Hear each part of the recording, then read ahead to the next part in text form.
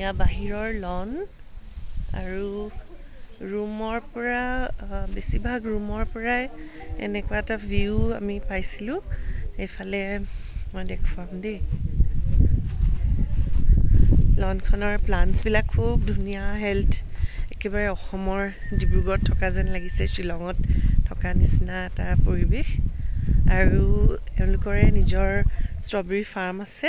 এনেকুৱাকৈ terrace farming কৰিছে খুব আধুনিক পদ্ধতিৰে ষ্ট্ৰবেৰী ফাৰ্মিং এয়া চাওক ষ্ট্ৰবেৰী ফাৰ্ম এইখন ইয়াতে ষ্ট্ৰবেৰী খেতি হৈছে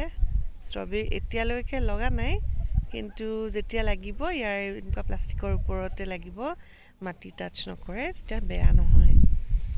আৰু সেইটো দূৰত দেখিছে নহয় হেৰি এটা ৰিজাৰ্ভৰ টাইপৰ পানী ৰেইন ৱাটাৰ হাৰ্ভেষ্টিং কৰি ইয়াতে পানীখিনি জমা কৰা হয়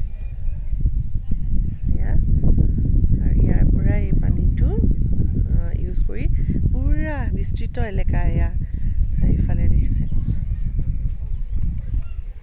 বহুত ডাঙৰ এৰিয়াত এনেকৈ ষ্ট্ৰবেৰী ফাৰ্মিং কৰিছে খুব ধুনীয়া এটা